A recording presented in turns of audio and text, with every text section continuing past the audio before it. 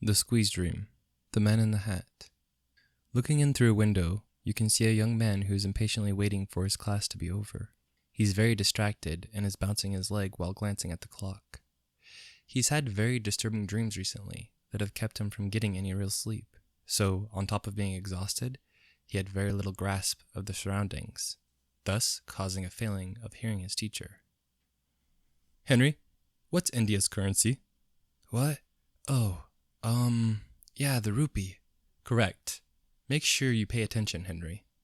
Henry nodded his head, trying to maintain a look that indicated he was paying attention, when, in reality, he was trying to understand the dream from his prior sleep. His heart started beating quicker, the palms started to perspire, the mouth dried, and he felt dread. His breathing started doubling. Then, before he knew it, he was hyperventilating. His head felt light, and the floor rushed to meet his body. The sensations that reach the body as darkness envelops it, like swimming in warm water, you can't really feel it aside from the overwhelming pressure. He sees an abstract form that looks like a body. Then it becomes clearer. It's a man with a top hat. He looks like a pale Italian man, with only a mustache on his face. The lips are red, and he's a smile that doesn't warrant comfort. Slowly, the scene unfolds around the non-trust inspiring person. First lights, then an old town that looks a lot like London. His smile shudders slightly as his gaze lingers intently on Henry's face. The man in the hat is standing beside an old street lamp. He opens his mouth to speak, and he falls forward as he shudders and teleports right in front of Henry. Henry jumps with a stumble backwards as the man in the hat says, "Well, looky here. What do we have now? Oh, a strange young man with blonde hair. Oh, those pretty blue orbs. What do they see? How do I know? Maybe I shall see. What do you say, blondie boy?" Henry screamed. The world started to shudder while blurring on the edges of the shadows. The man in the hat looked around. He seemed to notice what was happening and said, "Oh, blondie, leaving so soon? Okay, see ya soon." Confused, slowly gaining consciousness, Henry felt tubing pulling on his arms and realized that he was in the hospital. Henry, how are you feeling, Henry? Okay. What happened? You passed out, honey. The doctor said you may have had low blood sugar. Henry stayed silent while looking beyond the door of his room, seeing people moving about busily, with an old man just staring at him. Was it from lack of sleep, Henry? Henry looked at his mom and shook his head no. Looked back to see the old man, and he was gone. You know you can talk to me, Henry. I know, Mom. Don't ever think that I wouldn't know that. You're a good mom. His mother smiled and grabbed his hand. It was just Henry and his mother. His father had passed when he was 5 years old. Mother was doing everything she could to support them. He would not add more stress to her life if he could help it. His mom was an awesome parent who deserved to be happy after what she had suffered. His father's death was unexplainable. He had been at home in his office when they found him. His body was mangled. His arms, legs, and neck had been bent and snapped into unnatural positions, as if he had been squeezed to death. His clothes in the room were untouched. The only thing out of the ordinary was the hat his father died in. His mother had never seen it before. It was a large top hat that looked a lot like it was from 1920s London. Looking out the passenger window, the raindrops gathering on it, making streaks and patterns. Dark blue clouds giving the world a slow, steady pace that he felt out of step with. He felt very little. He just wanted this to pass so he could feel something other than nothing again. Henry, if you start having nightmares, let me know, okay? Why are you worried about me having nightmares, Mom? His mother was quiet as they got into the turning lane. She held the silence longer than necessary, but not long enough to be questioned over it. No real reason, honey. I've just heard you staying up late and was wondering if that was the reason. I've just been stressed, Mom. School's a lot. Oh, that's what it is? Okay, well, do you need help with homework? No, I'm good, Mom. Thank you, though. Seriously, don't worry about me. You have enough the way it is, Mom. Henry, I always have enough time for you. Do not put me off because you think I don't have enough time. No, it's not that, Mom. I didn't mean like that. I just don't want help. I need to do it on my own. He lied. Okay, honey. I love you, Henry. I love you too, Mom. Now home and in his room, Henry is laying on his bed staring at the ceiling, slowly fading into sleep when all of a sudden he hears someone say, Oh, looky here. What do we have? Oh, yes, you again. Welcome back, Blondie boy. You sure do look familiar, he said with that unwanted face. What is this? What's going on? Oh, finally you ask me some questions. I like this. Oh, yes, let me think. We're going to play a game. Are you ready, Blondie boy? No, I'm not. I don't want to play any games with you. Well, that's not nice to say, boy. He tilted his head down, just peering under the brim of his hat, looking at Henry. Henry looked at the man in the hat with trepidation, as he stood like a statue and slowly started to back away when he felt hot breath on his neck and his hair stood on end as a whisper said, Don't walk away from me, boy. Henry jumped and slowly turned his head to look. That face was far too close, the kind of closeness that only someone you loved should intimately know. Henry flailed away from the man in the hat as fast as he could, falling to his arms in the process. Slowly stepping over Henry, the man in the hat looked down upon him with that downward tilted grimace of a smile and spoke. Little Blondie boy on the floor, looking all alone in sadness and pity. What do you think I want, boy? I will tell you it's something you know little about. No, leave me alone. I don't want to be here. That is too late. Neither here nor there. What is it that you think I want, Blondie boy? I want your will, but first, let's test it. Now be gone. See ya soon. Henry woke with a start, sitting up and looking around. Slowly, Henry gathered himself and got up to eat. Walking into the kitchen and sitting on the bar, his mom had made him a plate of eggs and waffles. Thanks, Mom. Henry's mom didn't say anything. She just stood, facing away from Henry. Mom, thank you for making this food. It's really good. Oh, I'm glad you like it, sweetie boy.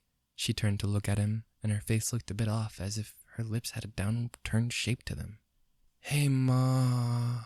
Henry's words stopped in his mouth as his mother, while staring directly at him, took the knife and thrusted it into her abdomen, leaving the knife as she let her arm rest beside her limply. Then she fell to the ground, convulsing. Henry jumped over the bar and kneeling by his mother. He said, Mom, are you okay? His mother opened her eyes and looked at Henry and pronounced, Blondie boy thinks he's awake. How cute. The world shuddered and Henry awoke. Sitting up in his bed, Henry realized that it was still dark. He had just gotten home a little while ago. Henry started to sob uncontrollably. Several minutes passed before his mother opened the door to his room. She sat by him, and he hugged her while crying. Several minutes went by like this. Mom, I lied. I've been having bad dreams. They're terrible. What are they about, Henry? They're about a man. About a man in a hat that is terrifying. No. Her voice breaks as she says it. His mom started to cry very softly. The pain in her tears was very evident. What is it, Mom? It's the same thing that happened to your father, Henry. He started having dreams about a man in a hat who wanted to take his integrity. He said he wanted to test him, and the next time I seen him, he was in his office, and he was gone. Dad had the same thing happen to him? Am I going to die, Mom? No. All you have to do is hold strong. What does hold strong mean? It means that you must hold fast to who you are, never to give up or release yourself to fear. Hold yourself as ironclad as you can. Why is this happening to me, Mom? Why do I deserve this? There has been a curse following your father's lineage for ages. It was told that a red-eyed witch cursed your great-great-great-great-grandfather. It was to follow and torture every firstborn male in the family. The man in the hat is a damned soul. It was summoned to break your will and then consume what is left. The last words escaped her mouth as her voice broke. Henry felt doomed. He was broken and was going to die like his father. He just knew it. Mom, I don't think I'm going to make it. I think I'm going to die. I'm scared. Remember, Henry, you mustn't think that way. I know it feels hopeless and bleak, but you must stay strong. Remember, darkness is cast away by light, and this is a creature of darkness. You need to hold strong to the light, honey. Love is the answer. It's always been love. Remember to never let that waver one bit in your soul, son. I love you so much. Henry was crying quietly when he was stricken by a dizzy spell and fell to the floor, unconscious. Falling into a space of darkness, Henry looked around with his arms to feel anything. Suddenly, light slowly started illuminating off into the distance in front of him. Then light tore into the darkness as hands grabbed at the edges of the black space when the unwanted face looked in with British yellow teeth. Looky here, I found little blondie boy. The world around Henry changed, morphing into what looked like Old Town London. The man in the hat, now standing and looking around, said, There we go. This is much better. Now, let's begin. Where to start? Okay, yes, let's see. Your mother. Henry woke with a start on his bed. His mother was standing over him with an odd expression. As Henry looked closer, he seen her body was decayed. And the more he studied and looked at her, he seen her jerk. Then, with a twitch, her gaze lifted, then fixated on him, and his heart fluttered. She was a standing corpse.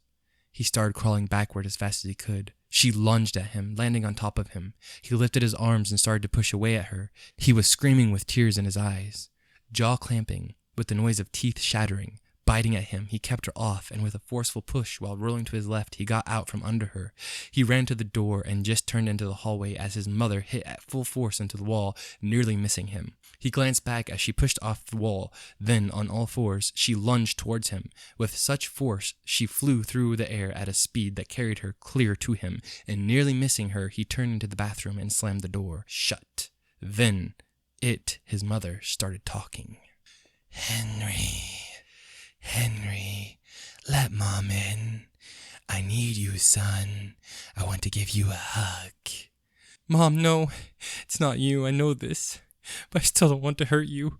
She started slamming herself into the door. The whole wall connected to it shuddered with dust falling from the force of her body hitting it.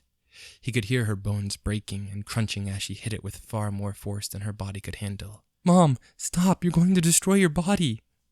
Then, with realization, Henry stood and accepted that his truth was that he loved his mother. He couldn't allow his mother to do more damage to her body. Open the door so I can tear your flesh apart. He paused, and again remembered that he loved his mom. And with bravery or stupidity, for he did not fully know, he opened the door and opened his arms with love as his mother bit into the meaty part of his shoulder and darkness. Hey, Henry, wake up. Henry opened his eyes. He was sitting in a pickup. It was a cozy golden night with windows down and freshly rained air flooding into his lungs. He looked over at a man he instantly recognized. Dad? Yes, son? How is this possible? You're dead, Dad. Well, I find that hard to believe. Henry just looked at his dad.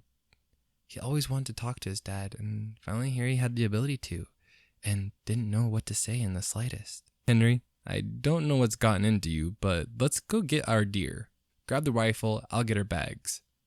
Now, stalking their prey, within the forest, Henry was walking in front of his father. Dad, Mom missed you so much, and I don't know how to help her. What do you mean, son? Your mom seemed fine when we left. Henry was confused. Why was he saying his dad was dead? And why was he thinking his mom was lonely? I'm sorry, Dad. I don't know why I'm saying that. I must have had a dream or something. It's okay, son. I understand. Sometimes I get those sort of dreams too. The ones that feel real. I wonder if that's something genetic. Maybe like how your hair color or eye color are determined by our genes. It could be, son. You know, I'm certain it is. Sometimes you get unwanted things. What do you mean by unwanted, Dad? Henry said as he turned his head and seeing his dad pointing the rifle at him. Henry dropped to the ground as the shot rang out in the forest. He jumped up and ran to the nearest tree as his dad shot 3 more times at him. What are you doing, Dad? Stop it! I never wanted you. I just wanted to be left alone, but you had to come along and ruin my life. Come out so I can end this. You were never wanted by me or your mother. We just kept you because we had to. Henry felt hurt to his core. He'd always felt that he was a problem. He'd never truly felt wanted, and the words his dad was saying rang far longer in his head than they should have. Henry closed his eyes. He remembered this was just a test. He was not going to fail. I don't care if you or Mom want me or not. I love you guys, and that's how I'm going forward into life. So be damned about what you want. Henry stepped out, and his father looked at him with anger, lifted the gun, and shot him. Henry regained consciousness. Sunlight cast in that blanket of light over his vision. He seen the sun, and he was in a garden. A man walked over to him and started speaking. This voice caused his body to feel like it was tingling with electricity in every cell, as if he was vibrating with a frequency that created him. It was vast and unknowing, but in fact to his core he knew, and it was love. Henry, look within and see the gift that you've chosen to receive. You made the steps towards that light. This light is a fantastic and beautiful. It unlocks the full potential of a human to step towards the right path and create from there. Your family was cursed, but trials are always set forth to bring you back to this light, and you chose it. From here on out, you get to create from that spark, teach it, and grace those around you with this love. You, Henry, are loved. The man smiled at Henry, looked him over, and moved thus into a mist of visionary light as only a master can. Henry felt the embrace of the body holding him. He opened his eyes, and he saw his mother. Mother, I love you so much. I did it. I made it through the trials, and I can give so much more now. Slowly, scrolling away from a house with the sunrise, you see the love in all of creation. Everything has a meaning, and that's how it's meant to be. The end. Hi, this is Mr. Face. If you guys finished the video and you enjoyed the story, please leave a thumbs up and a subscribe. Thank you for staying to the end. Have a nice day.